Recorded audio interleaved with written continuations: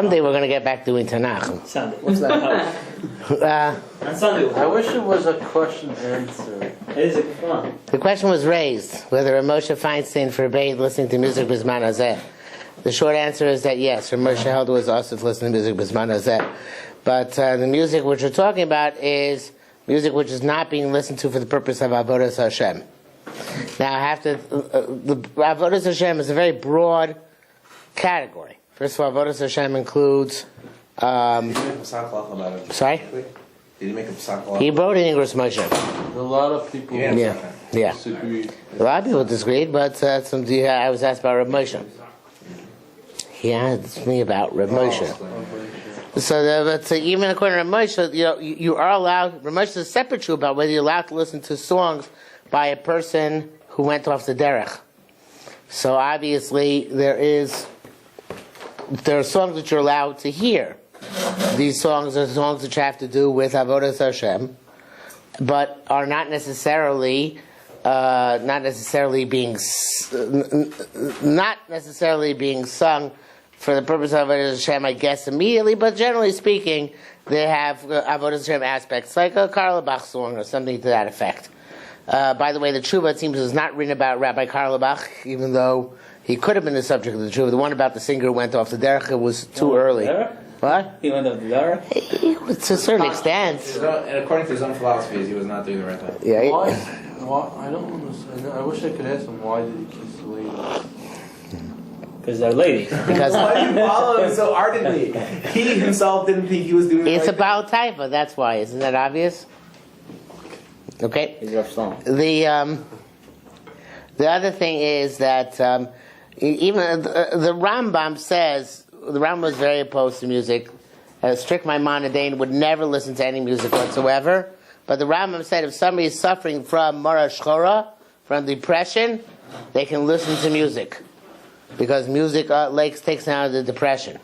Now, once you asked me the question, I have to tell you two interesting things which happened in the past week. First of all, a fellow was at my house for Friday night for a Shabbos meal, and he told me, fine, from Tam B'Chacham, he told me that he had been recently as a Chol HaMoed, as Simchas Yontif treat, he'd been to the opera. And he told me I should watch or on YouTube or listen to the final act of Mozart's opera Don Giovanni. I thought it's Oscar because there's ladies that sing. Yeah, so he was more hetzer for himself. Why? Why was he more hetzer for himself? He was more hetzer for himself on two accounts, neither of which is necessarily correct. On one account because he felt that you don't have a type for opera singers. It's about Taiva now? Yes. Is it really about Taiva? Yes. Secondly, it's not a legitimate hetzer. Secondly, you really can't tell what they look like because they wear so much makeup. And and thirdly, because he said that perhaps the Rambam's heads are feeling depressed, even extends to when necessary listening to Kol Ish in order to get out of depression. I'm just telling you what he said. This bitch is during Pesach, Chol Moed Pesach. The spirit does not start on Chol Moed? No, it does not start on Chol Moed, no. But according to everybody, though. According to some people, it doesn't even start until after the Chodesh, right? Right. So I did watch this scene on YouTube. This scene has no women in it. So this scene is just a very interesting scene in which the ghost of somebody who this fellow killed, this fellow Don Giovanni killed, comes back, and because Don Giovanni invited him to dinner, and he comes to dinner, and he's coming, he says to Don Giovanni, repent, repent, repent. Don Giovanni refuses to repent, and he goes down, and the ghost takes him down to Gehenna. That's the end of the movie, at the end of the opera. So it was pretty cool. Wait, and, No, they're back. Yeah, there was no fat lady here. What? There was Oh my God. a fat guy, but not a fat lady. This is a paradigm. Because someone asked the rabbi, did I see opera? He says you're not oiver until the fat lady sings. Yeah. They say that Rav Hutner was a big opera fan, but I'm sure he listened on the radio. I don't doubt that he actually. It was in Italian? Yeah. Can you understand Italian? No, there's subtitles. Oh, subtitles. Yeah. The other thing is that one of the students at MTA today gave me to read, one of my former Talmidim, my Talmud, he was in 10th grade, now he's 12th grade, gave me his senior thesis to read. His senior thesis is an in-depth comparison of punk rock and Kotzker Hasidus. So, What's the comparison? what's the comparison? I never heard this. I don't know, listening to that makes you feel high, just thinking about that. I don't know. It seems punk rock is a very anti-establishment, raw, and Very immature as well. I'm sure it is raw and. Sure. Yeah. I'm not endorsing the comparison, but very anti-establishment, raw and true and meaningful in the sense, not that it gives life meaning, but it indicates the essential meaninglessness of life, and therefore is something which is very genuine. And Kotzk, the Kotzker Rebbe, Reb Menachem Mendel of Kotzk, was also known to find life meaningless and to Meaningless. Oh yeah. That's what he gave up on the world, right? He gave up on the world, right? He went You said into depressing fellow. what? You just said depressing individual. The Kotzker Rebbe. The Kotzker Rebbe. He was the Kotzker Rebbe was the student of the Rebbe Reb Simcha Bunim of Parshischa.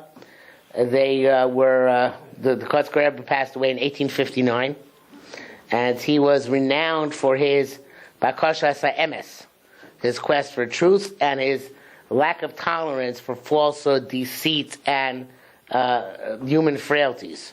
And that's why he went into. Sounds like a real misnagid, like a real. He was, like a real Lawiq. yeah, he was really, he had to a certain extent he had misnagdish qualities. He was it was about a big Baal Musar. He had in the Navardiker sense, like everybody's worthless, everything is worthless, nothing has any meaning. But he made fun of Misnagdim. He said that Hasidim have Yiras Hashem, Misnagdim have Yiras HaShulchan Aruch. So the idea was that even though it's true that Misnagdim might be medaktik in mitzvahs, but they're not being medaktik mitzvahs because they think of God, they think of the Shulchan Aruch. It's true to a certain extent, unfortunately. I should think we can all relate to that. Some people at least. Sorry? For some people at least. Right. As a matter of fact, the Prophet Misnagdim would say that Adarabah, that's the way it's supposed to be. We can't know God, but we can know the Shulchan Aruch. So therefore we should have Yiras HaShulchan Aruch. What are the Misnagdim who were Gedolim at that time? Yeah. What would they There are say? some people. There was it's interesting, back in the 19th century, there was no interaction between the Hasidim and Misnagdim. I'll tell you why. Because they lived in different areas, that's why. No, that's not the reason. Some area in Ukraine hired the Lithuanian rabbis because they knew halacha better than the... Yeah, but I'm saying, But could be. some towns, small towns would do that. Because the rabbi was lived very far, so they had to hire somebody to be a rabbi. They hired a rabbi from Lithuanian yeshiva. No, let me Yeah, but the thing is that became more popular in the latter part of the 19th century. For example, there was the town Chaslavich, which was Lubavitcher town, which always had a Masorah to take a Litvish Rav. So there was a place like there were places like that. But in the beginning of 1800s, people from Ukraine did not interact with people from Poland, northern Poland, and people from Poland did not interact with people from Lithuania. They were very separate communities. should I tell you what happened. You can tell me whatever you want. This is why Hasidus and Litvish never ever spoke until the 1900s. No, they late 1800s. The late 1800s. Okay, I made a mistake. What happened was that the Gra, the Lubavitcher Rebbe, and other Rebbes, I don't remember who was with him. They went. They went to speak with the Gra. There were three of them. They went to speak to the. I think there were only two. Two. Well, maybe you're right. Maybe the Rabbi Avram Kalisker. I don't remember. So they went to speak to the Gra. They traveled for days to speak to the Gra. And Right. the Gra said, when the Gra's Talmud came, the Gra said he doesn't want. He told them outright that he didn't want to meet with them. So that's what happened. He didn't want to meet with them. They wanted to meet with him, but he didn't want to communicate with them. So it just became a thing that they didn't speak with one another because it wasn't. Yeah, but by the mid 1800s, I don't think people were still holding by the cherem.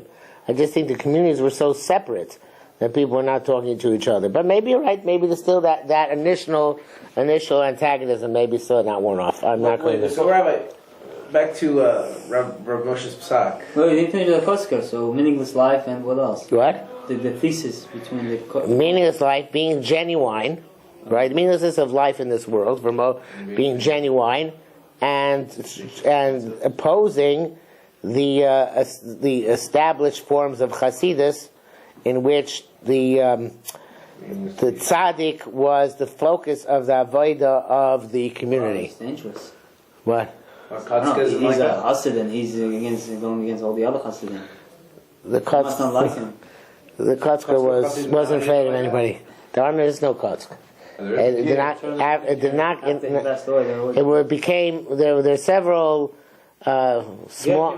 This Ger came out of it. Sachachav came out of it.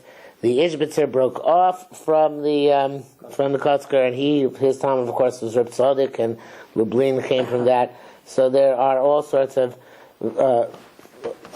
things which came out of Kotzker. Kotzker itself.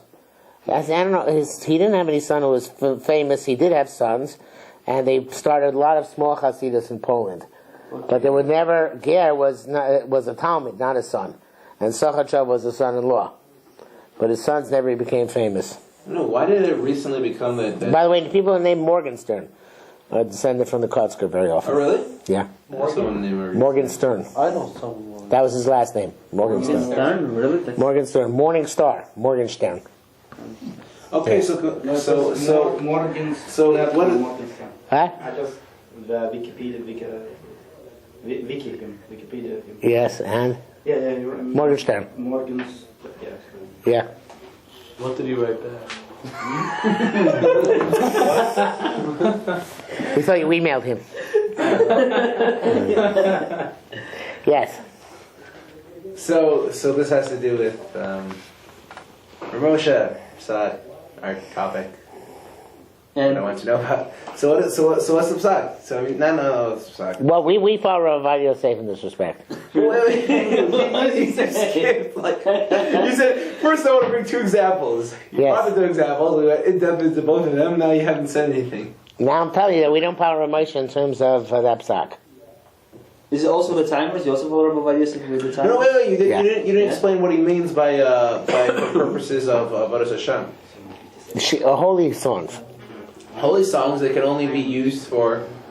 You can only listen to them when. In the purpose of a mitzvah, or being Oved Hashem in some way.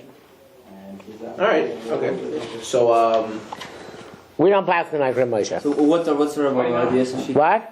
Why not? Because the masses will not be able to withstand that standard nowadays. Right, that's what I was thinking. Yeah. But I don't think that's true. What? I think that's subjective data. the Imam was Subjective data. Who listened to music all the time until recently? Yes. Well, that's the point. No. Historically. For the past 75 years, people listen to music on a constant basis since radio. You driving the car? What did the Chazonish say? Chazonish doesn't speak about this. Did Imam was constant, or he said? What was your say I about heard this? he just said, "I never said to listen to music." We never said, "From now on, nobody listen." What do you mean from now on? He held it was always also, not from now on. Everyone held it was us, and the Rambam held it was us. Yeah, but they were all depressed, so it's good to listen to music. I guess Rav Moshe wasn't depressed. So he possibly did. Amazing, Rabbi, a stira, paradox. Why? Litvish and not depressed. What? No, And I have the answer. They're not really depressed, but everybody else sees them as. that's not the real answer. That's not the real answer. The real answer is the Lower East Side. What? In Lower East Side, Litvak's not really Litvaks. Hasidim were not really Hasidim. They were all Lower East Siders. Yeah. It's like its own. But he came from Lithuania. Okay, but then he joined the Lower East Side. What? Oh, okay. All of a sudden, Moshe changed now that he came from the They East speak side. English? Rabbi, they speak English? I don't know. Not well. Yeah. I don't think so. They spoke Russian and Yiddish. I have a question now on a more serious topic. Oh, that figures. So basically, all the great Dolan never spoke English, really. What do you mean they didn't speak English? They, What's going on here? That's not true. Some of them did, some of them didn't. I think Rabbi Yaakov Kamenetsky spoke English. Yeah, he spoke very well. My question is, Of course not spoke English. Yeah, everyone spoke English. Yeah. Ibn Ezra, Shabi showed me these, Ibn Ezra. Oh, there's Shabi. Just speaking about Ibn Ezra. You really want to speak about this? Yes, I want to know the truth, Rabbi. What's the truth? What do you mean, which one? I think we should change it. What is it? They tell me one thing and then... Yes, according to the Rambam, Ibn Ezra was not Bikoris. How could that be? His son was his Rebbe. Because there's a concept of Elu ve'elu. In other words, the Rambam felt Ibn Ezra was wrong in his perspective. He was not Bikoris, but he let teach his son Torah. Yeah, but one of the other rabbis... Yes, what's the problem? Because he's only not Bikoris according to the Rambam's definition of the eighth principle. What the Rambam aware of? Is this only Rambam's principle and nobody agrees to? No, even Ezra agrees to the principle. Okay. The question is how to define the principle. Okay. Of course, Ibn Ezra holds Torah Shebiksav, all comes from Moshe Rabbeinu. The question is whether there were emendations or changes made in Torah Shebiksav. The Rambam holds there are no emendations. Nothing was ever changed. The Ibn Ezra, and you could even say, like this in Pshat and Rashi in a couple of places, hold that there were changes made. From where do we see that they hold this way? Who? That Ibn Ezra holds Because he says about the pasuk about Kanani A Yosbaret. smart person will not say anything. What? I mean, the Lashon doesn't say. He says it in numerous places where it's clear that the issue is that these are anachronisms. It could be something Kabbalistic that he says that. Ibn Ezra is not Kabbalist. We don't know that. You might have just shared it with us. We don't know. Okay, You don't know sorry. that. You sound like the Catholics. Come on, it could be that. I ask him, what's the whole deal with Jesus? And I ask him about all this stuff. He's like, we don't know really. So that's why. JC. Like I asked him, but I mean, the Catholic Church openly said that most of the stuff about JC was like a twisted or not true, or like his resurrection or whatever happened. Most of it was metaphorical or whatever. And he's like, well, we don't really know what really happened, so we just believe. And the Ibn Ezra also says about the last 12 psukim in Torah, not just the last 8, that they're written by Yehoshua. Right? I don't have the problem with the last 8 written by Yehoshua. The last 12. No, he says last 12. Okay, but Shita and the Gemara is 8. Okay. Why is he feel so compelled to say that they were written by somebody else and not defend the opinion of Rambam? Like Rambam did not have a problem. So many other commentators read those psukim did not have a problem. Why is Ibn Ezra the first one to say, well, I think... I don't know if he's the first one.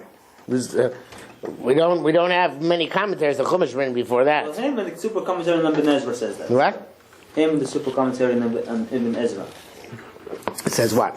Well, he says he explains Ibn Ezra saying that it means that they were added later on the prophets. Yes. Yes. So I'm saying, but anybody else who looked in those psukim up to that time did not have a problem with those psukim. You don't know that for a fact. Oh yeah, but from the sources that we have, did Ramban have any problems? No, other people give other answers. Did he critique on him on this? What? Did Ramban critique him on this? Nope. No, on this, he critiqued on all the other issues. On this issue, he just remained silent. Yeah. There were a lot of people that held So does that around. show that he agreed with him in a certain way? No. What, there was a- question per person. There was a lot of people Yes, who held I agree that. with this guy. Yeah, one question per person. You get one question. I want to give you a little background to this question. Ramesh Feinstein was one brought a commentary on Torah called Perush Rabbi Yehuda Chassid. Yeah. And Perush Rabbi Yehuda Chassid said very strange things. What do you say? They brought him this book. Oh. It's the same Vida Chassid from Tzavas. Yeah. So the Perush Rabbi Yehuda Chassid said things, for example, that the once upon a time, Halal Hagod, the Hodol Hashem Kitok Nam Chazo, till Shem Shivleinu Zachar Yom Chazo became Yom Chazo, etc. So all that was in Chumash.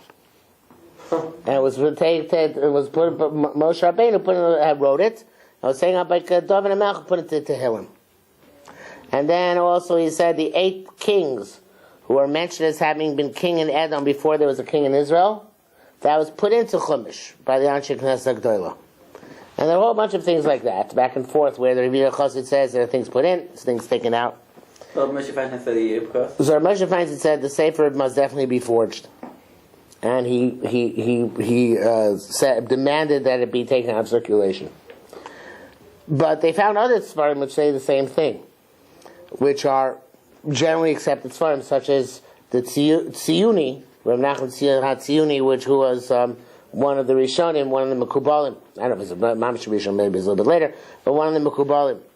So the question is, these Shitas, which clearly according to the Rambam are Apikorsis. When another person holds that, who is of similar stature to the Rambam, are they still Apikorsis? So we have this right in Gemara in Yud Sanhedrin. Gemara Sanhedrin tells us that Rabbi Hillel said, "Ain't Mashiach Yisrael." There's no Mashiach. Because whatever Mashiach Tzaitin, whatever Mashiach times would have had, the regard times of Chizkiyahu HaMelech. So Rabbi Yosef says, "Shara le'mari Rabbi Hillel, may his master forgive him." Now again, according to the Rambam, Rabbi Hillel was not Bikoretz because he denied the 12th principle, B'yas HaMashiach. But Rabbi Yosef is saying, still, since he held that way, as an expression not of heresy, but as an expression of his perspective or his understanding of what the emes of Yadus is, so therefore may Hashem forgive him for that. So the same thing here by the Ibn Ezra and the Rambam. Ibn Ezra says that this is legitimate. Rambam says that Apikorsis, but Shari Le'mari, may Hashem forgive him. He was a great man, so he made a mistake, but he made a mistake here, in this specific area. Why is it the Rambam that there were people who were Rabbanim who held as him as I don't know, Apikorsis or maybe controversial? I'm not sure between those lines. The Rambam? Yeah. Two reasons. First of all, he quoted far too many philosophers for most people to become comfortable with. And he also, on the flip side of that, he denied many chazals which were taken to be kipshutam. Until then, for example, like Shadim. Denied that Shadim ever existed, right? So the... So that's why his book was in France. There were Rabbanim. I think they burnt his book. And then what happened was in that place the Gemara was burned. Right. So they did tshuva, and then what happened was that Shari Tshuva was made.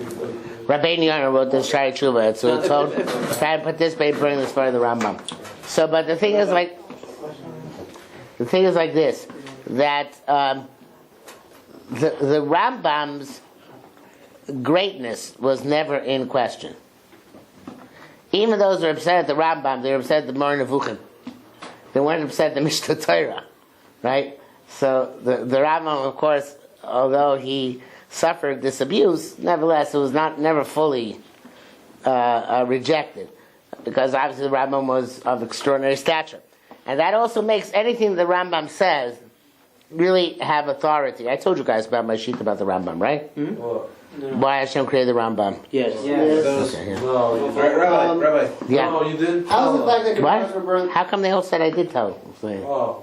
How's the fact that the Gemara was burned the same? What? How's the fact that the Gemara was burned in the same spot that the Mishnah Torah was burned to prove that I forgot what his name was, but that person Rabbeinu Yonah. that Hashem was upset with. There's no coincidence. I mean, like, yeah, but how can you say that's not a? What else are you gonna say? It's a place to burn things. It's a fire pit, right? I don't know. It's the same place. How's that approved? That is just Kasha. No, question and answer. Kasha on mice anyways, what do you... Well, he's allowed to ask. Not only that, there's probably direct correlation, because probably the fact that they burnt the Rambam there is what gave the priest the idea to burn the Talmud there. How could we know, though, that I do have a chazal that two things are burned the same? Rabbeinu Yonah was about Ruach HaKodesh. Okay. Now, do you know for sure? No, but I assume that he has some understanding of the connection between the two. Rabbi, so... We're on the same topic, though. On this topic. Yes, on this topic. Yes. Oh, actually, yeah, on what you just said. So, if we don't hold like the Rambam, and we do hold majority opinion in this area of whether psukim were added to the Torah or not, then doesn't that call? No, we hold like the Rambam. Okay, so if you wanted to go against the Rambam because he's controversial in some areas and there's more opinions saying the other way, Then we're going to put you in Chayim. okay. So, but doesn't that call into? So, what are these people thinking? Doesn't that call into Nobody nowadays can mess with the Rambam. Okay, well, doesn't that call into question our Sarah? How so? Well, if parts of the Chumash were added to the Chumash, how do we know the whole thing wasn't? Because the parts which are added are obvious. But what parts? I mean, there are many parts. The 8 kings, when it says Kanani was Ba'aretz, Kanani was in the land, when it says Vayinov Hadon. Many grammatical errors that Rashi tries to deal with, they could say, like you read any Bible critic book, they'll tell you, well, this was written in this stage of the common era, and this was written in this stage of the era. So, like any Bible critic, they divide the book into 5 different periods. Yeah, and you could argue they're correct, because now we have machlokas between the Rishonim, so they might be right. But many times it's just far-fetched. They have very, very... What? Based on linguistics? What's wrong with Did Malbim ever try to defend this? Did Malbim or a Hirsch try to defend this? When the Chumash was in the Kanani was still in the land. Wasn't it Kanani Osbar? So Kanani is still in the land. But the Chumash was written in the Midbar. Well, why did they feel necessary to add these lines? I'm just wondering, why did the Chazal feel necessary to add these lines? The Kanani Osbar does not change the Pshat or any word. It's like that whole line, that whole sentence is just superfluous. It doesn't need to be there. So if we're going to say that they added it, what's the reason? There has to be a reason. Right? There does have to be a reason. So what? What? So what? I'm saying, you can't say they're going to add something and there's no reason to be added there. It doesn't make sense. You're reading this and it doesn't make sense that it's there. So why would they add it if they did add it? You understand my question, Dave? Why they add that specific phrase? Yeah, because it doesn't, of the context when speaking over there, it's not speaking about the Eknanim, it's not dealing with anything, and all of a sudden, Eknanim were there. Like, who cares? I don't care about them. So Rashi gives a shout. Oh, but I'm saying, but why did they add to it? Why are we feeling that they must have added this? The same reason to explain why Abraham Avinu did not want to get people angry. Not buying it. You don't have to. I don't buy it either. But you ask me what the Ibn Ezra holds. I'll tell you what the Ibn Ezra holds. So who says that he's right? Why do we hold? I don't say he's right. On the other, In certain intellectual Orthodox circles, it's fashionable to hold like the Ibn Ezra. Wait, so how does the whole Kabbalah work in this framework? How does the whole the Torah codes and Kabbalah work? admit it's not so intellectual. Wait, I'm still no, Rabbi. How do we rely on the Zohar and Kabbalah and all of these like mystical, like every 4-second letter and every 7th letter? What do we rely on it? Do we the Torah saying that, you look into this parsha and it says about it was added, it's not from Moshe, and the first parsha from the Torah like knows the whole world. It's like if things were added by the time, all of this is just thrown out. The whole Kabbalistic concept, everything. Right, gone. but we know that's not true. Why not? Because great scholars have accepted Kabbalah as being true. If Ibn Ezra didn't select it, Meir Machlin. Ibn Ezra didn't know about Kabbalah. That's the answer to everything, Rabbi. The Ramban knew about Kabbalah, Rabbeinu B'chai knew about Kabbalah. Malbim or Hirsch were very linguistic. Did they say anything about these? Malbim was more Kabbalistic. Whether they deal with these phrases and so on? Which phrases? Like this, Atani, Azba, Aretz. No, they don't deal with this. I don't understand. You heard of the Genizo? No, I guess it didn't bother them that much. You heard about the Genizo in Cairo? Yes, I did. So how did it get to Cairo, this Kabbalistic, what's the history behind, like how did it get there? What? Rabbi Shechter? What's it called? What? The Kabbalistic. No, it was revealed in Spain. But however, how did it get there? We don't know. You don't know? It was just Shamos? And who put them Why would together? he in hiding in the first place? I mean, Who how put do you them deal with together? I think it was found intact. What? Of holy stature. How many years ago, do you know? Was the Zohar found? Yeah. In the 1300s. Really? Yeah. No. No. Heat and all that. Yeah. I think we drove this guy away. Why was Geniza hidden in the first place? It wasn't hidden. Then why doesn't he be revealed? Who wants to get shredded? Everybody knew it was there. Nobody cared about it. Yeah. just toss their things out. Yeah. Yeah, it was a different place. You're like, you have faith that you use, you just put it there. Oh, wow. So they started an awareness about it then? No. Some scholar came and realized how significant it would be. Well, what's the story? What do you mean, what's the story? Well, there's obviously a story. The scholar just suddenly realized. Why did he realize that? Doesn't sound Shechter that. I don't understand. I don't know. I really don't know. What? Someday some guy woke up and said, "Hey, Geniza."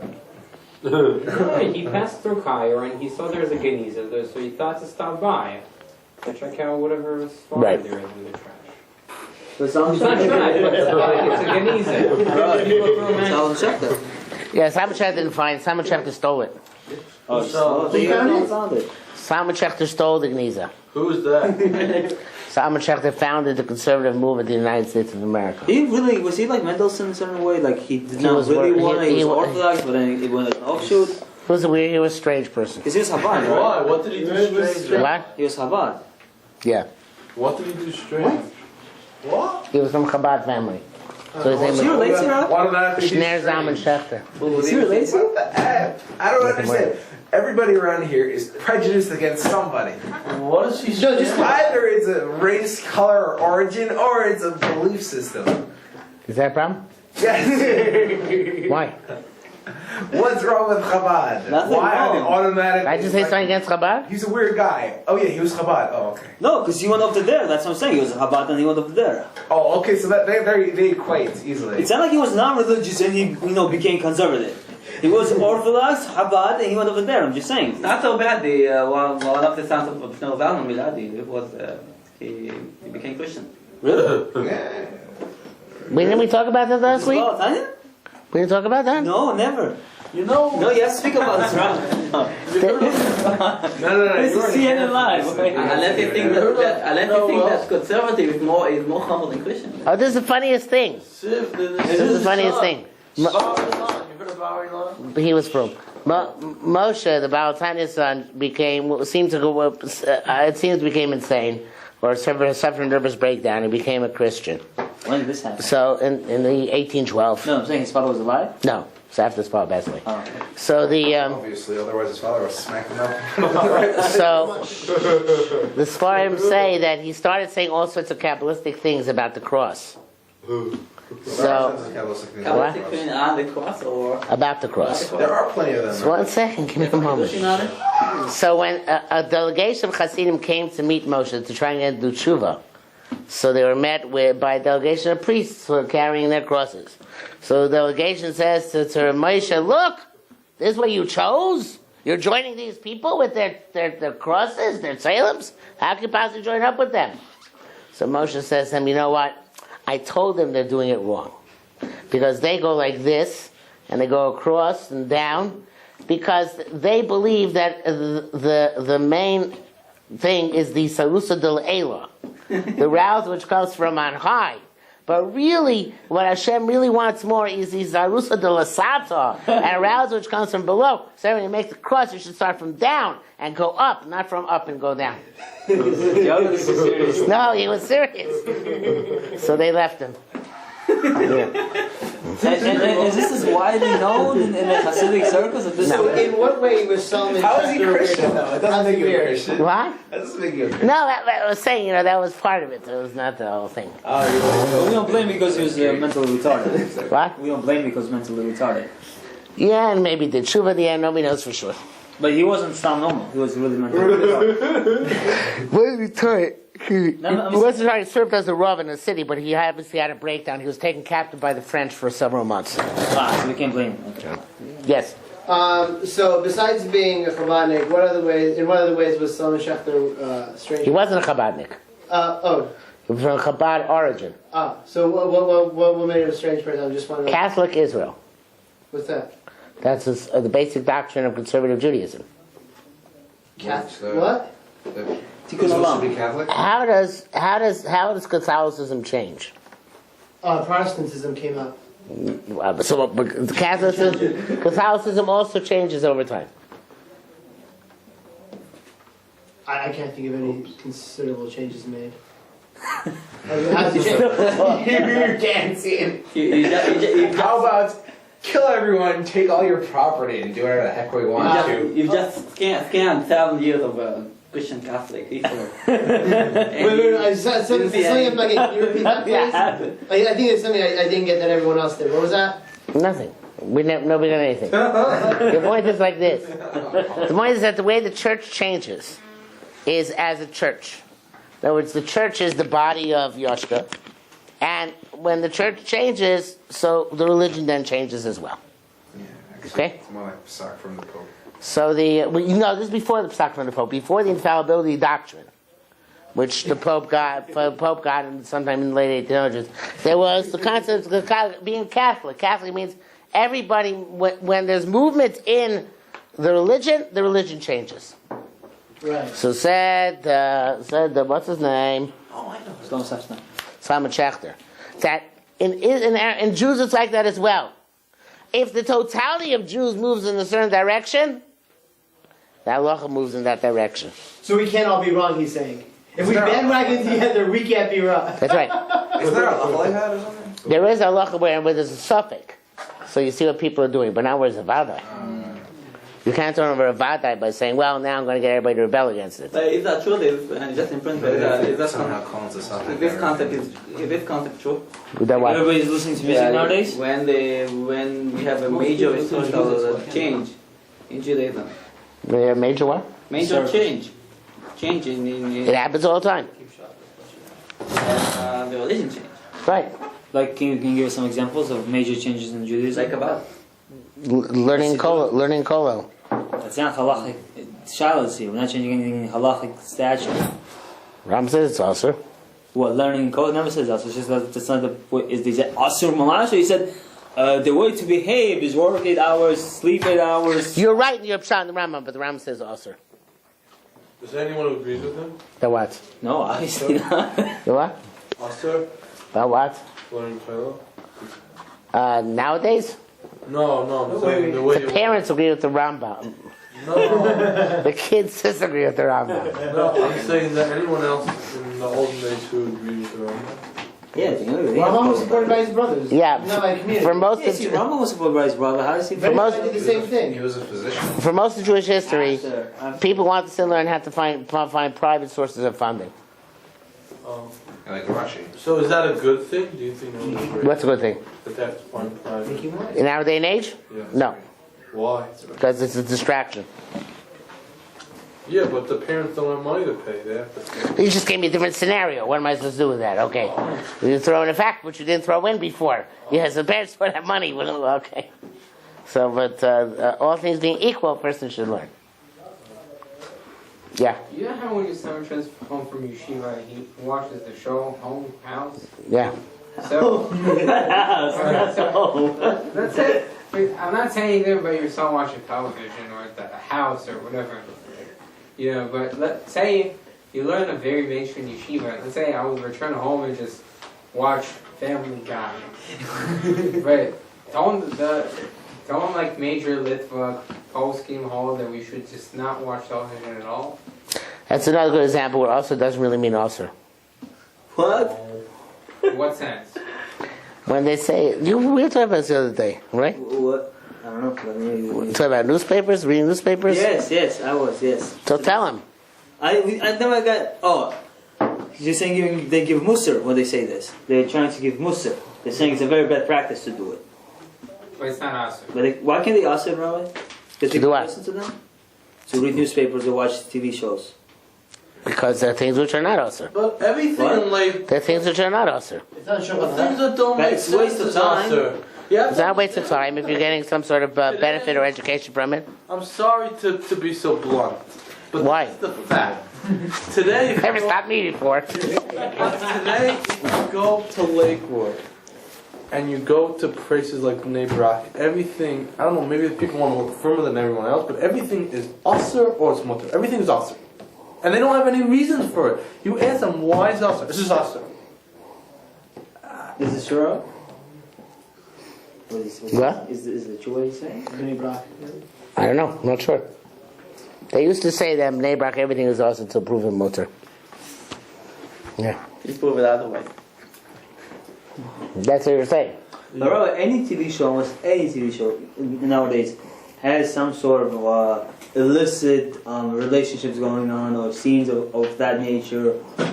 In the most medical shows that there is.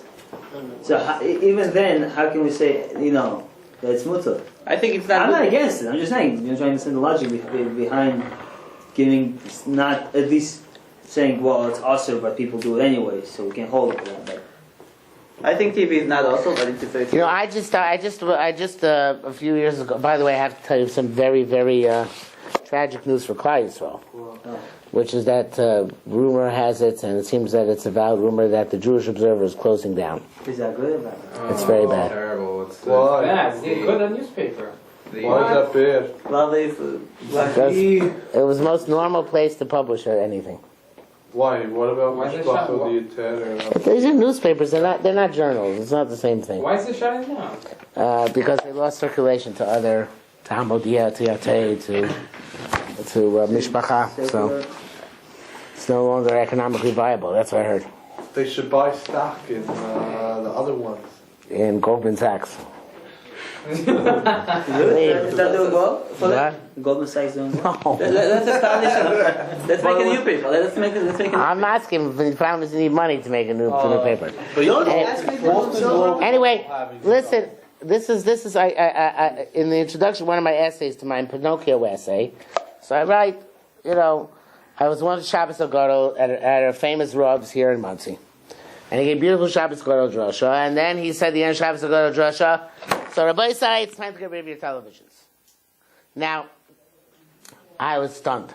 Because I know that none of these guys are going to get rid of their televisions just because they heard a really there good are shema. televisions in Muncie?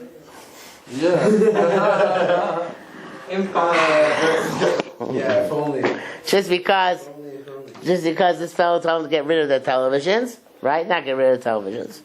And then, they know, he knows that they're not going to get rid of televisions, right? And they know that he knows that they're not going to get rid of their televisions. So what's the point of saying it? So this is something which I wrote an article a few years ago called the Pinocchio syndrome.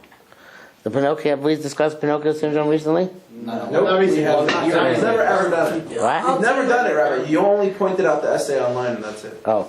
So, Rabbi, I have an answer for that. So Pinocchio syndrome is where the Yetzer HaTov is on your shoulder. In other words, you're your Yetzer Hara, and that's your internal drive, but you want to have a Yetzer HaTov, and you put it on your shoulder. And you carry around with you and make sure not to lose it completely. To play a game and just stay on the right side so you don't lose your Yetzer HaTov. So this phenomenon takes place in many shtiblach, in which the Rav is a Chassidish Rebbe with white socks and a strimel, and the Mispalim are all Balabatim with the suits and ties. Why do they take the fellow with the white socks? Because they want to have, he's their Jiminy Cricket. Just Jiminy Cricket was the conscience in Pinocchio, which sat on which told Pinocchio what to do. But He says nice and smart. Jiminy, so he's a Jiminy Cricket. But just like Pinocchio, for most of the story, does not listen to the cricket. The congregations know Havamina to listen to what the Rav says. They go through an elaborate ritual, a dance, in which the Rav says something. Everybody knows that it's just being said because it has to be said, and it goes back again. So, It's a mixed dance, right? I think what? It's a mixed dance. What dance? The mixed dance. This is a mixed dance that he does. No. It's just like he's using that word figuratively. Oh. I think Yeah. that's true. I think there are people who get the message across and change. I don't know. I mean, if that was so true, then there won't be like in the shidduch. So many people would go out and they like. At least I know my friends. The ones when the rabbi would say, now they go out, they ask like their future wife to be, do you want TV in your house? And if the answer is yes, they just end the date like soon after. So obviously the message got across to some people. Maybe not to the sorry, Baal Bhakti, but their kids are you didn't have The situation is if they already have They will have a television. She just does not have I'm to say. saying, I understand, but the message does get across. Shlomo, you are a holy man. I'm not holy. Yeah, you're a holy person. Not everybody out there is as holy. I watch TV. You are holy because you're a BT. FFBs are not so holy. Which is another problem. What? I have a big child on this. You're a holy guy. Holy thing. No, I consider myself a BT, but I still find it with love outfit. Oh, it's very hard. It's not. I do, I'm serious. It's hard to believe in God if you're an FFB. Yeah, I know. No, straight up, it's it's much harder to believe in God. But Yeah. seriously, I believe a lot of FFBs are holier on a general level. Yeah, I definitely do. I think it's some in certain ways BTs are holy, in certain ways FFBs are holy. I'm sure it's true. What ways BTs are not holy? You know, it's like a. all of basically anyone who's BT, their mother didn't go to a mikvah before Well, that's how. Thank you. No, but because most BTs, although some FFBs will have a tremendous bekias in all sorts of movies and. Oh, we have information. Right, right. You don't have to go that far. There's plenty of FFBs that have that information too. Trust me. I think that the difference is that the fact that if a FFB can go and become a Gadol Adar without having tried anything else and having had the stuff shown to him in a way that you can be much more than objective, then it's incredible. He's an incredible person because coming from nothing and seeing Judaism, it's not a big leap. Not nearly as hard as growing up in the system and never having done any of that stuff. And can I get to argue with him about this? No, because it's sure. Go for it. But it's very hard. But hey, this is my hooks in the Gemara, so there's nothing. This is not even Which one? Well, go about Shuba greater. It's not even better. But to say that somebody who comes out as an FFB, he wants yeshiva his whole life. He doesn't have a language barrier that most BT have. He doesn't have the culture barrier that most BT have. Do you imagine like when you go to somebody's house for Shabbos and wait, let me finish. You go to somebody's house for Shabbos, right? And there's a little kid and his father asking him Parsha questions. And you only know like the questions that they ask him. You look like a 6-year-old boy answering questions that you don't know what they're talking about. Oh, I don't know. I'm not saying that it's not difficult to become a Jew. I'm saying that it's much more difficult to hold on to something and live by it and live by it well and live by it to become a Gadol Adar. It all depends how you. Or live by it just to become a respectable Talmud Chacham than it is to get the whole knowledge. Because once you have it, you have the drive. The drive is everything. Right. If you have the drive to become a Jew, then you have the drive to become a Jew. Right. A lot of the FFBs, they lose the drive, and if you are a person with FFB and you are you have the drive, that is. But I'm not saying you're right. That's why I said it's a two-way. Bro, can we speak about this? This modern girls and modern orthodox, like girls are not religious. Every girls not dressing so tnuas. Like they're dressing halachically tnua, but not really tnua. Like Modern Orthodox? No, actually. Modern Orthodox, they don't dress tnua at all. Like I was over this Shabbos. I was walking somewhere, and there were certain girls who were like say they were religious. I mean, some were religious, but they weren't dressed so tnua and not bad, but they weren't like. Yeah, turn up. We're stopping the camera now.